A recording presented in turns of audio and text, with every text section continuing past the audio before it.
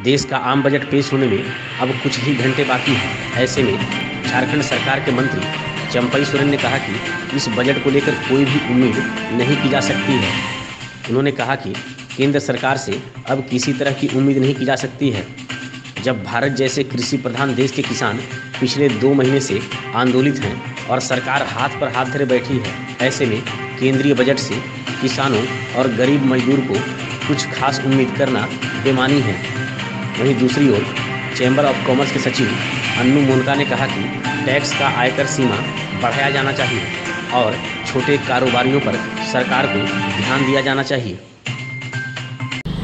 अब इस सरकार से, केंद्र सरकार से उम्मीद तो कम है, क्योंकि जो रोड में किसान, एक दिन हम लोग जब भी इस धरती में हम लोग जन्म लिया और बात कुछ समझने लगा तो यही था जय जवान जय किसान का नारा।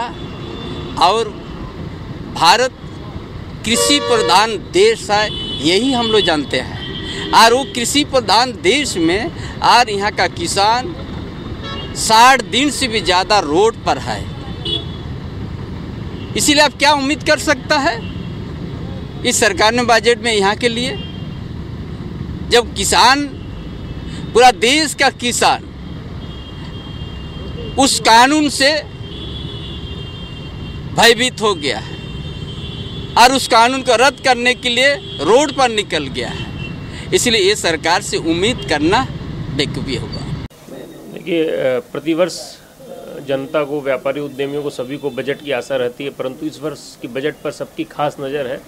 कारण कि कोरोना काल से बड़े से बड़े उद्योगपति और छोटे से छोटे दैनिक मजदूर प्रभावित हुए हैं।